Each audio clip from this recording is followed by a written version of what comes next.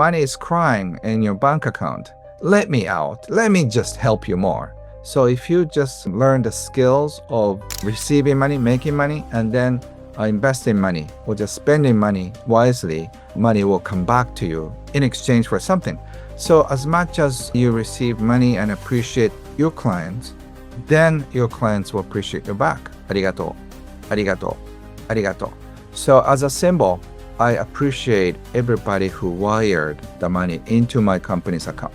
When you lost chunk of money, I think the goddess of abundance is careful watching over you, and the law of happy money, that the more people you serve, the more will come back. I've sold about 9 million copies of my books. I have lost so much money in the past, but all the money came back. Not only came back, but with a huge interest. So you start creating some money so you can send the money to the future. I thought I have to change myself. I have to compete against all the other people. No, I can be me, and then whoever resonates me will come. So if you have mastered the skill of enjoying the positive, enjoying the negative, which is like enjoy sunny day, enjoy rainy days, both have a different way of enjoying it. Either way, you're happy. Ken Honda, it is such an honor to have you on the show today. You've impacted millions across the globe with your powerful message that wealth and peace can coexist. I've been personally looking forward to this conversation because I think the world is searching for exactly what you offer, a more heart centered, emotionally wise approach to money. So, welcome to the podcast. Thank you so much. It's my honor and pleasure. I wanted to start off by asking, what are the core Zen principles that guided you to become a millionaire, and how do they differ from Western financial strategies? I teach money EQ, which is emotional intelligence. I have seen in my 20s when the bubble economy was shooting up in my teens and then shut down in my 20s. So I have Mhm. seen people become millionaires in a couple of years and then boom, lost everything in 3 years, and which I think it's going to happen to the world right as we speak. But I have seen ups and downs of people, and I realized that you need to have this strong emotional intelligence base and build financial castle with money IQ. So unless you have money IQ and money EQ together, you will lose money so easily. I have seen most intelligent and smart business people lost everything because they made a very bad emotional mistakes. So emotional intelligence is very interesting, and Zen principles have taught me so much. My mentor, Whitehead Takeda, who used to be called Warren Buffett of Japan. He was once a major shareholder of more than 100 public companies in Japan, which is a big deal. Japan is a economic giant in the world. So he taught me about Zen principle. Not more, not less. You have to know who you are. So that type of philosophy made me first very happy, and then a millionaire years later. Wow. And do you believe that emotional intelligence, as you said, money EQ, do you believe that is more crucial than financial intelligence, money IQ, in achieving true wealth? Yes, because financial thing, money is only one of 14 areas of life, some of Mhm. which is health and also peace of mind and time, relationships, friendship, sense of belonging, like community, and life purpose. So there are so many invisible assets that you can think of, and money is only one of 14 field in assets in my mind. So emotional intelligence covers that. And unless you have emotional intelligence, I met many millionaires and billionaires who are always afraid, who are really frustrated and irritated because of their staff mistakes, and also they're worried about the future. And they have all the money in the world. They cannot spend all of them while they're alive. They're already in their 60s and 70s. There's no way they can spend it all, but they're still worried about cutting costs and just trying to do shady, sketchy thing. And then sometimes they go into legal troubles, and also like they leverage their thing, and then they end up losing everything. And I've seen those tragedies. So I think financial EQ, money EQ, is very important before money IQ. Wow. No, beautifully said. I also wanted to talk to you about non-attachment in Zen Yes. philosophy because I study the Advaita Vedanta, which is a philosophy that also discusses non-attachment, and it's something that's very close to me. And I wanted to talk to you about it and the concept of non-attachment. How does it Yes. influence one's relationship with money? So it's like food. When you eat, you have to release. But Mhm. when it comes to money, we eat, eat, eat, but I don't want to go to the bathroom. I refuse it. Number one, number two, Yeah. once the food is inside my body, I will refuse to let go. That's not healthy. If you hold on for, you could probably do it for 2 days, but that's maximum, right?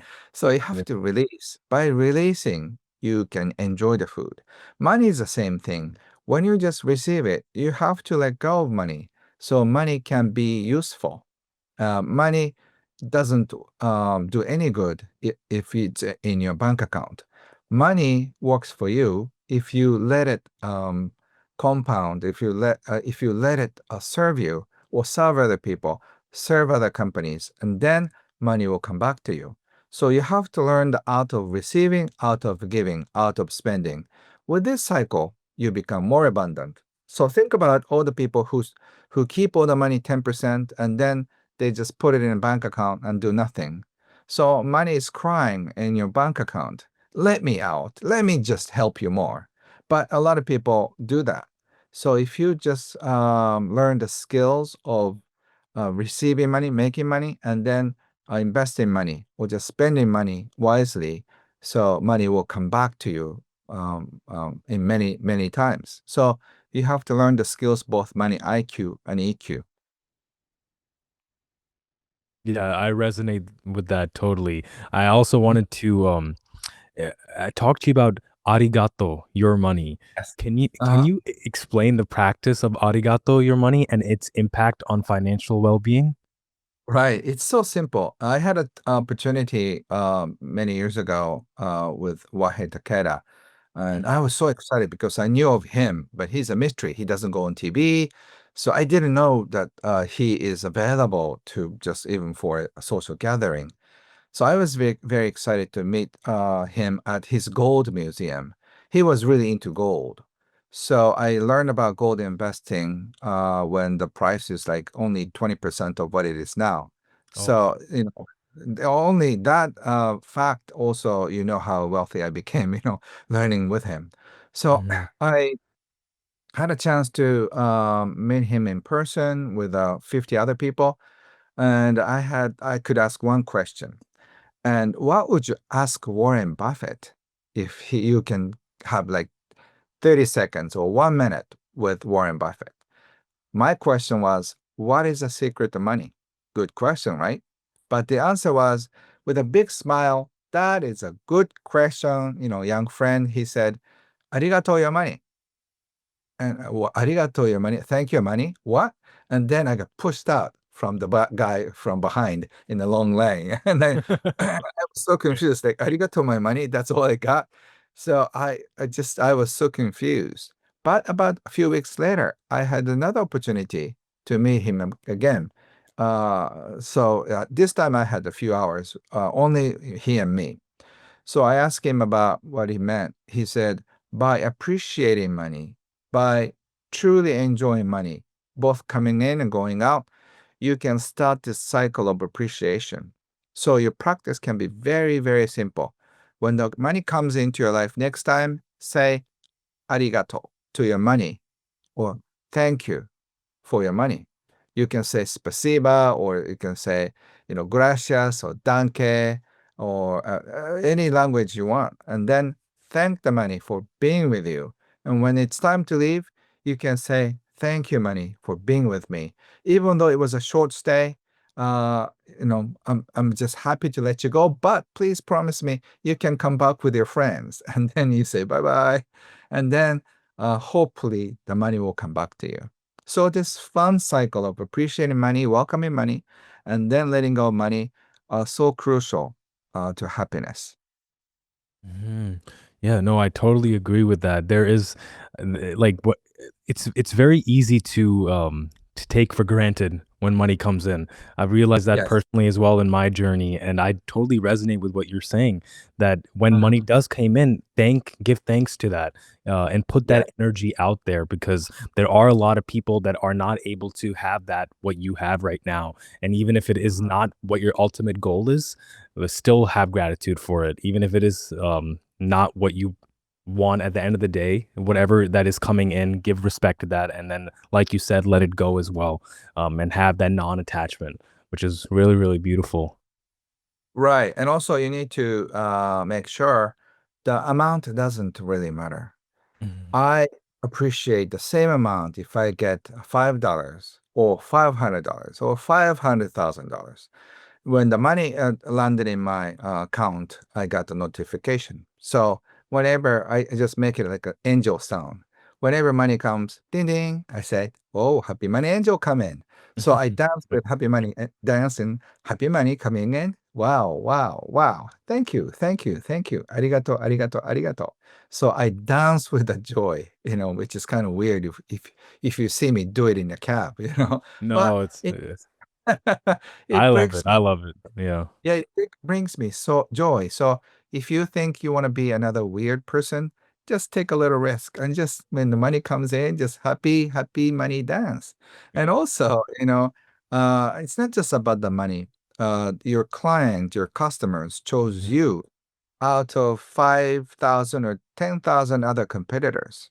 If you have your shop in Amazon, it's a miracle they found you.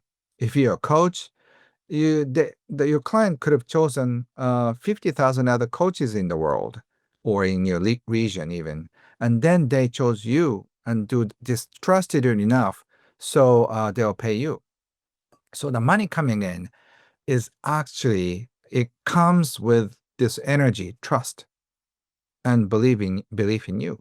So you can feel overwhelmed by the trust and friendship and generosity of your client and customers because it's a hard-earned money, and they just let go of the money for you in exchange for something. So as much as you receive money and appreciate your clients, then your clients will appreciate you back. I did a little experiment when I was doing consulting. I divided my clients into two groups. One, I was doing regular job. I got some referrals for the next 6 months. And for the second group, this test group, I gave something very small. It's not huge, like one book, which cost me like $15, or a packet of Japanese tea or coffee, something little, a small thing to say thank you for business.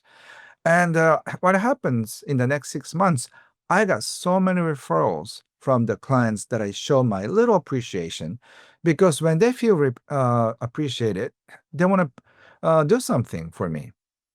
So one president, CEO, the owner of the company, my client, even asked me to bring a packet, a box of my name cards, business cards.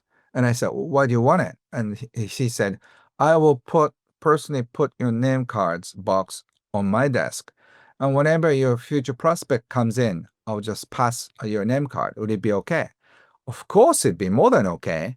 So he did that. He sent me like 15, 20 clients from his personal connections. So when you show your appreciation, not to money, but to the people who just pay you, you will get more referrals, more business. So there's another reason to appreciate them back. Wow, beautifully said. I totally agree with that. It's true. If even if you're starting off with just like let's just say you even have 10 clients, the you sometimes forget in that rat race of business to appreciate them fully. And like your story said that when you appreciated them and you gave that little book to them, and even though it costed just around $15, it resulted in more referrals to you. And yeah, that Yes. that makes sense. That really Yeah. makes So yeah. So even though I run events, right? So like 1,500 people. Sometimes my online event attracts 7 or 8,000 people. So with a bank statement, I had them print out. And for my meditation and appreciation practice, I print out all the names. And then I don't do with everybody. If it's 7,000, I can do it all. But as a symbol, I just read at least 100, 200 people's names. Like, Ariane, Aurora, thank you. Like Jim, Clark, thank you. Yoshida, Junki, thank you. So whoever the name on the print of the bank statement, I say, Mhm. thank you so much. Thank you so much. In Japanese, arigato, arigato, arigato, arigato. So as a symbol, I appreciate everybody who wired the money into my company's account and then feel the appreciation. And I imagine in my meditation, whatever they paid will come back 10 times or more for them in the future. So with my appreciation meditation, I thank them back. So by doing that, I feel so warm. My heart opens up to them in my deepest gratitude. And I'm sure they feel it. They'll Yeah. feel it energetically. So when they come into my lecture room or Zoom call, I always start by appreciating people. So once again, I want to appreciate you for inviting me and appreciate all the viewers for watching me. That means that you're sharing your precious time and its life energy with us. That means a lot to me, and I really appreciate this destiny that binds us together. We are meeting and we are and enjoying this time together, which is a miracle. There are 8 billion people in the planet. And then what are the odds of meeting you like this? I'm in Japan, you're in America, almost like the opposite time, right? It's 10 p.m. A.m. and yours is 9, Around 9:15. Yeah, yeah. right? So it's like, that means completely opposite side Yeah. of the planet. Still, we can connect. Yeah, and I want to give again my appreciation to you as well for you and giving your time for this podcast. I'm sure that the viewers that are even come to this point are learning a lot as I am, and yeah, I'm excited to continue to our more questions that I've Yes, prepared. please.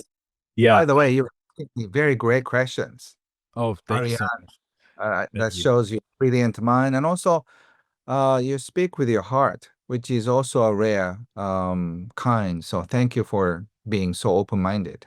No, I've personally learned from my journey as well. I used to have a public relations agency, and when I Oh, started, yeah, it was like digital marketing, PR, and once I started that, I realized how important it is to talk with heart.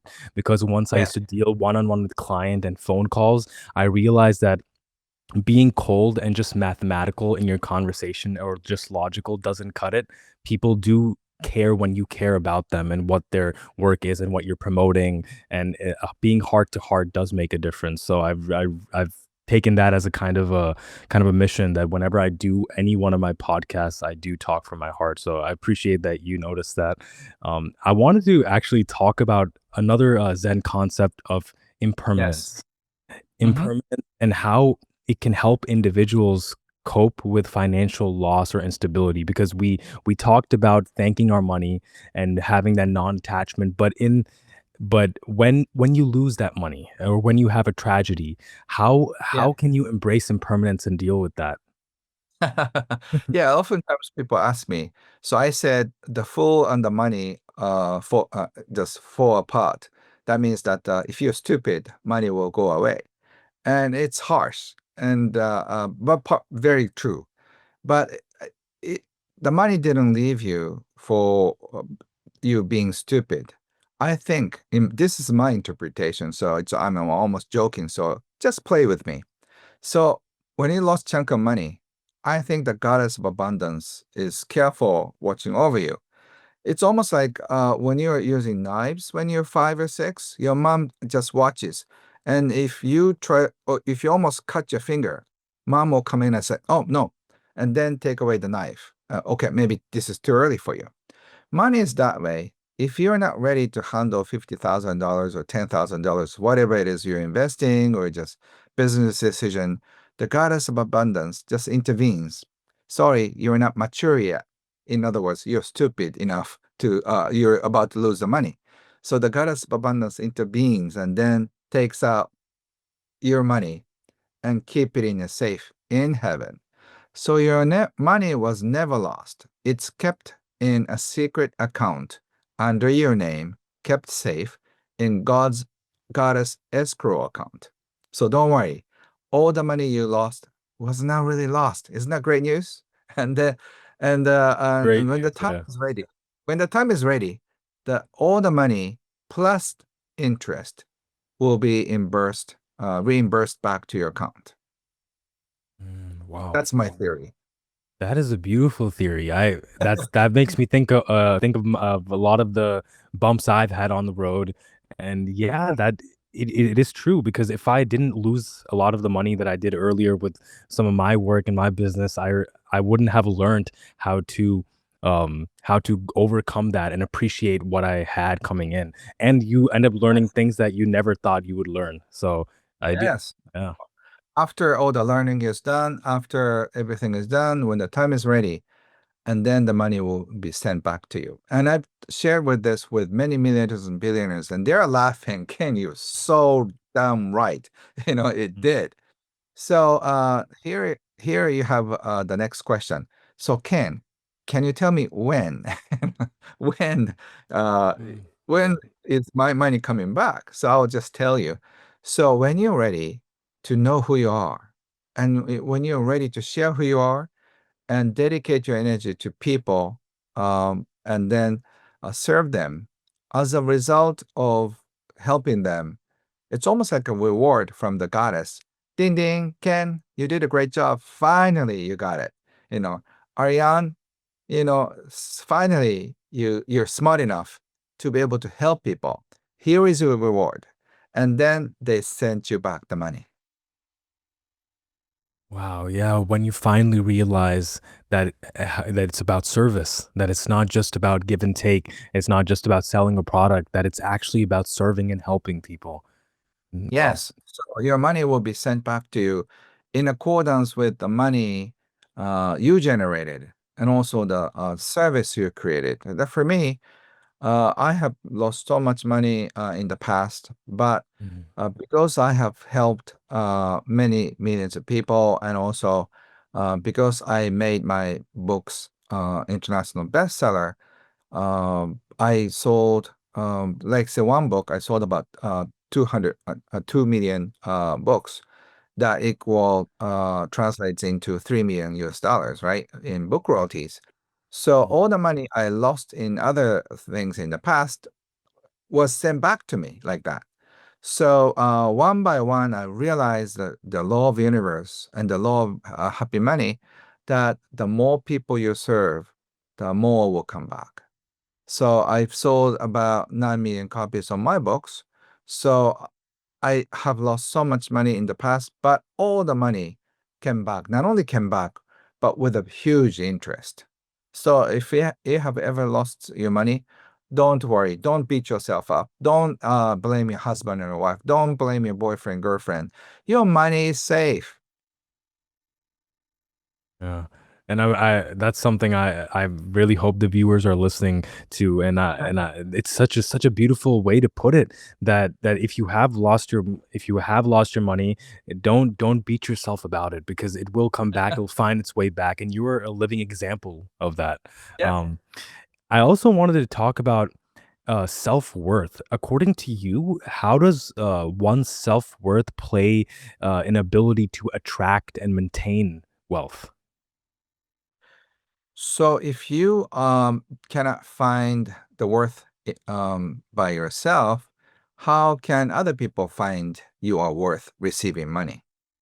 So often I get many questions by coaches, like how can I raise my fee? Unless you know you're worth $200 or $300 per hour, you don't get it. So if you feel like your worth is $50 or 50 euros, you cannot ask for more raise. So that means that you need to serve more people and then receive money. Some people get this wrong. They just say, I'm worth $200, and so I demand $200. It doesn't work that way. You have to have your clients beg you, Ariane, can I pay you more? If your clients keep begging you, then you should raise your money, so the fee. So don't do it. Don't force it. Just give more, do more, and make them feel guilty. Ariane, this is not right. I have to pay you more. And then people will say, you deserve this, so let me just pay you more. So that is a good sign that you're doing something great. Wow, beautifully put. And you also often you talk about happy money. How do you define this, and how can one cultivate it in their life? There's I'm learning English every day, and the Oh, word, you speak it perfectly fine, but yeah, yeah. yeah. So I'm getting better. So I learned the expression the other day. It's right on the money. It's it's worth the money. Is that the Hmm. expression? Yeah, Yeah, yeah. I learned it. That means that say you're paying for, say, this is a nice glass, and then if this glass is sold $300, people think it's way expensive unless it's baccarat or some very high end. But if it's like $5, wow, that is worth the money. So if you are, say, a coach and then you're charging about $50, wow, I mean, uh, the value you're creating is like, at least for me, after the coaching session, I made $300 more because of your coaching session. So the coaching session could be worth at least $250, and then your client gets 50 more. So if you can raise your value more than that, and then people think your seminar or services will be worth more. So you need to create more value, and then you feel like you deserve to receive this amount. So your self worth will go up, and then your self image will go up. So just the key is to serve more in a more creative way. So if you're doing one to one, you can think of group coaching.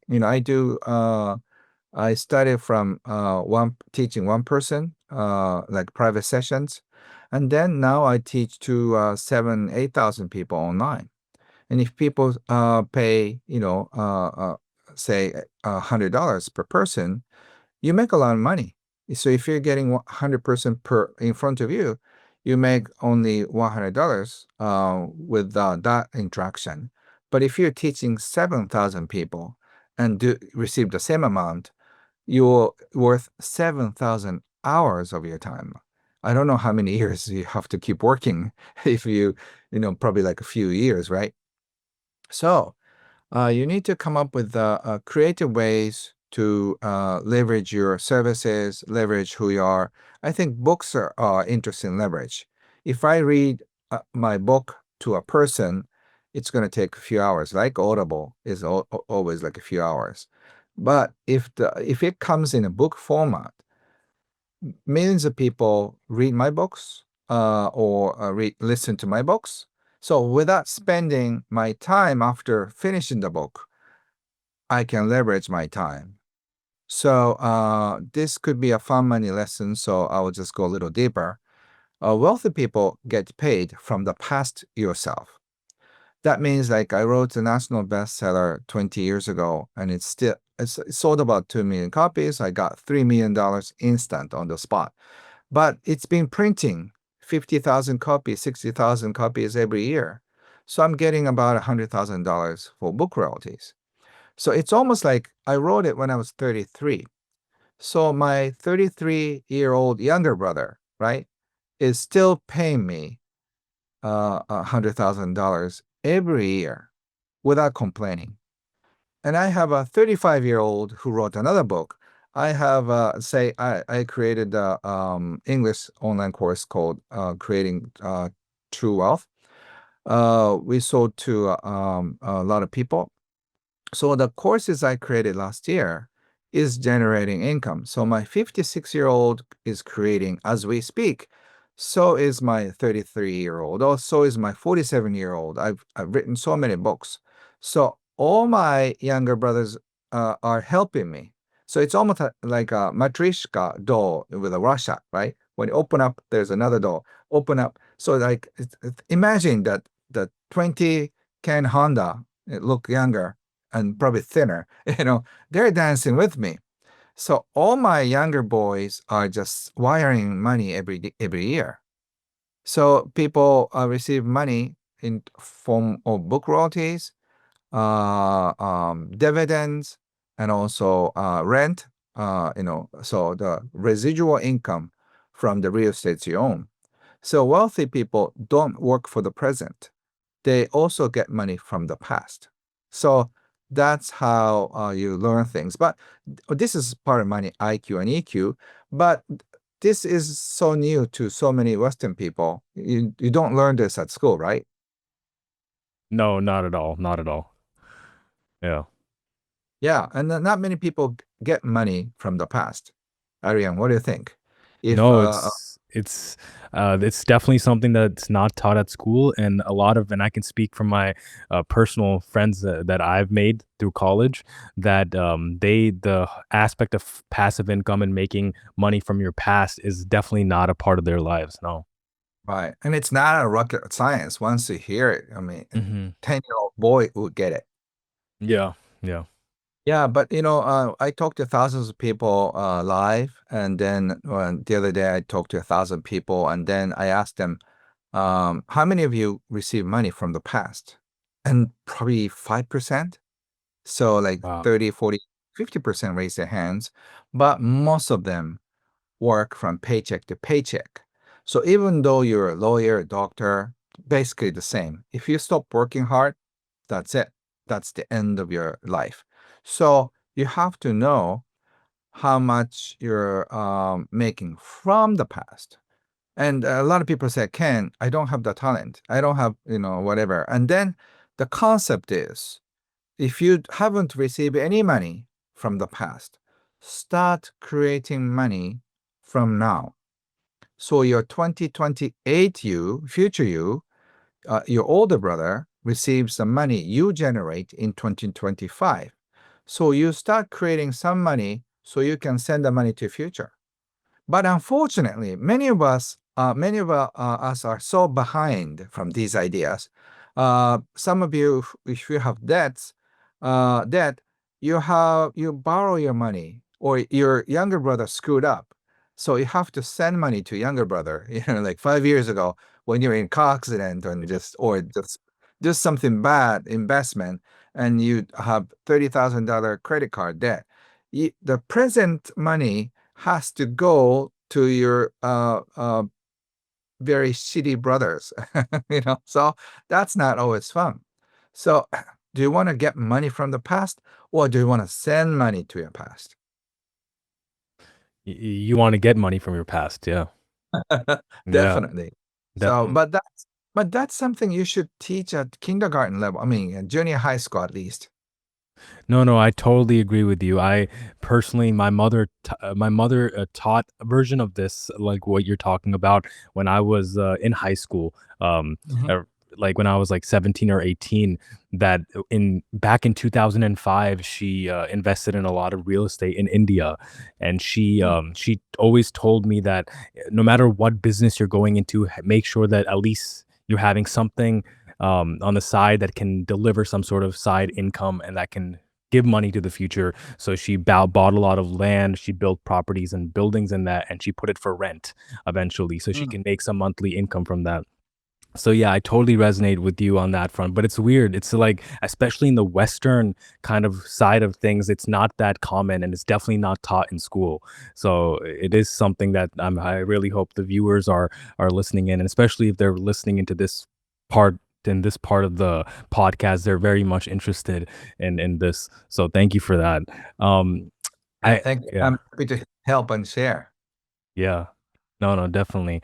You know, I wanted to talk about financial traumas because we're talking about all these ways of making money and getting money from your past, but a lot of people have financial traumas, and I would love to ask you that how does healing those financial traumas affect one's current financial situation, and what would be the best method that you would advise for people that are viewing this video that might be going through a financial hard time and they're struggling and they don't know what to put their eye on right now? Yeah, I just came out from an English mastermind that we did it first in Kyoto. It was so fantastic to see the transformation, and we dealt with a lot of financial traumas and tragedies that go back to our generations. It's not only what happened in our life, but what happened to our parents when they're young, and also the financial pain scars from your grandparents. Uh, Inherited to your parents and also to us. So healing your money trauma is one of the most important thing I can think of, because when you're afraid of money, you feel a little hesitation to start your own business or start something. Like, I admire your brevity for starting your own, because a lot of people are afraid of just starting a YouTube or a podcast because people are afraid it's going to cost money or it's going to cost my time, and then they don't do it. It's because the fear around being criticized, fear of losing money. So a lot of people wanted to come to Kyoto, and we had so much fun time. But still, a lot of people didn't come. I think 50 people showed up, but I bet 450 people were thinking about it, but they didn't because of financial reasons and because of the time issues. They're stuck with their job, so they couldn't have 1 week off of their busy schedule. It's because of money. So this money trauma, money worries, money fears, money anxiety are so limiting us without our thinking. So once you are free from money scars and money trauma, I want to ask you, what would you do if you're free from money? And that would be a great start, because it may not be anything to do with money. The other day, a few years ago, before COVID, uh, one of the students who looked very young asked me, Ken, my dream is to go around the world when I'm young, before going to work for companies. While I'm in college, I want to go around the world. But the problem is I have no money. And everybody laughed, right? But I have all the time in the world. And he said, is there any way? So I asked him, so you think money stops you? He said, yes. If you have no money, I actually hitchhike to this venue, to see you. So I have no money. And okay, so let's sit down and just come up with some creative ideas. So I said, why don't you ask your relatives and the people you know, including your professors, just give me $500. I want to go, make my dream come true. I'm so badly want to go, and just talk with passion. They might. The worst case scenario is they say no, and then are you going to lose anything? And so he got very excited.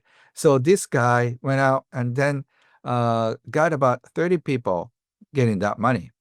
So he had enough money to go around the world. So the key is to ask.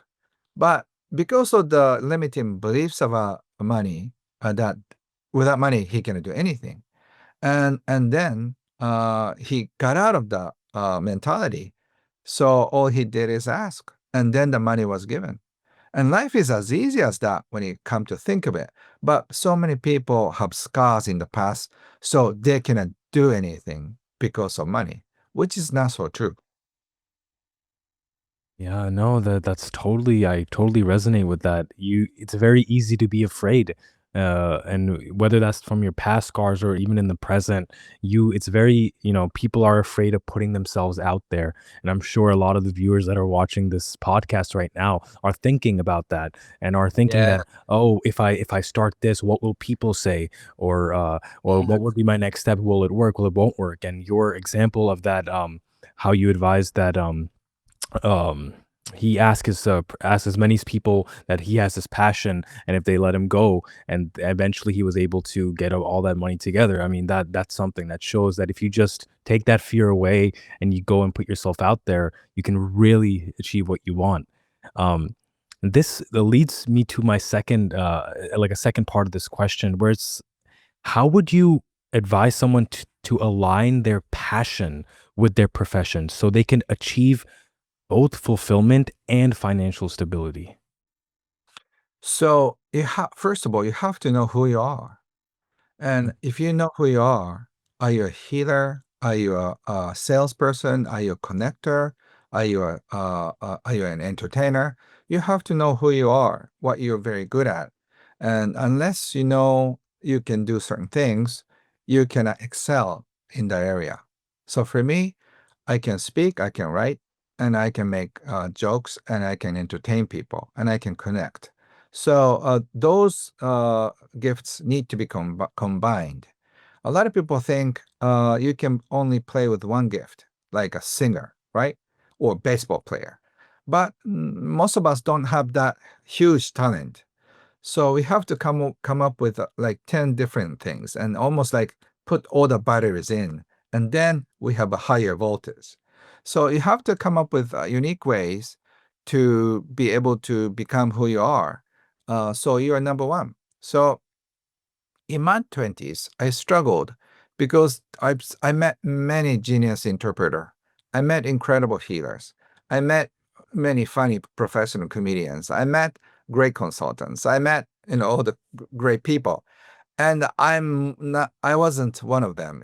So I was worse than this guy. I was less than this person. I was less than this. So I feel so bad that everybody wins. Everybody's much, much better than me. But when I combine these gifts all together, then I realize, wait a minute, wait a minute. Uh, a lot of people started saying, Ken, I've never met you, somebody like that. And that's what happened in Japan. And then when I come out from Japan, I teach about money. I teach about healing. I teach about, entertaining. And I teach about money IQ, money EQ. And I have met and seen many money IQ teachers, but I haven't met a great money EQ. In fact, I haven't met a single money EQ teacher in the speaking circle. So that means I am very unique. And with the Japanese culture, I am a one and only, right? So if you try to compete with Robert Kiyosaki or Suze Orman or Harv Eker or those great people, I am less than them. But when I just come up with other things, I I'm not saying I'm better, but I'm very different. So when you can just offer something very unique, people will resonate. And Ariane, you're one of the people who said, "Wow, Ken is interesting. That's why you trusted me enough, and you're confident enough, so you invited me. If I was a total failure, you wouldn't even think of inviting me. So thank you for the trust." So if you start receiving trust like that, you can get some job, and then if you are better than that job, you can go on your own. And if you just start doing more by writing more, speaking more, selling more, contributing more, as a result, you can achieve financial independence. But that comes after you know who you are, what you're good at, combining the gifts, and turning your gifts into money. So there are like 20, 30 steps. Wow, I'm so happy you put it that way. It's so true. If we, you know, in the early stages, we kind of just try to compete with our like competitors and try to just compare ourselves with others. But you're right. Yeah, In every way, we're unique. And just yeah, like you put all these different things that you're good at together, and that kind of excelled your career and who you are. And that made you so different. And that's what people should be going for, not just yeah, trying to be like, oh, he's better than me. Oh, I need to be better. I need to work harder in this one thing or one aspect of this field. And yeah. instead, try to focus on different skill sets and different creative endeavors and build that unique personality that you are. So I definitely resonate with that. Yeah. Yeah. Yes. Thank you. And you don't have to be another Robert Kiyosaki. You don't have to be Hmm. another somebody. You can be you. I Hmm. thought I have to change myself. I have to compete against all the other people.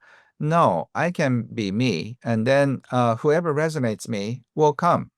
So I'm going around the world a few times, and whoever I met in Helsinki, Paris, London. Oh, by the way, I went to India, New Delhi for the first time. I fell in love with India.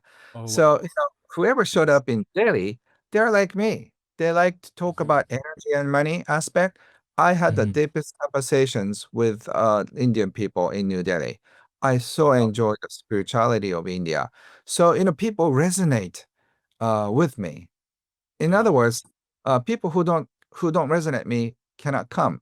So, you Hmm. know, just give it up. Don't Yeah. compete with others because there's no competition. It's just the Yeah. law of attraction. Whoever you resonate will show up. So you have to be specific which radio station you stay on. If you try to tune in and out so many different radio stations, people cannot find you. So stay where you are, stay who you are, then people will be attracted to you. Beautifully put.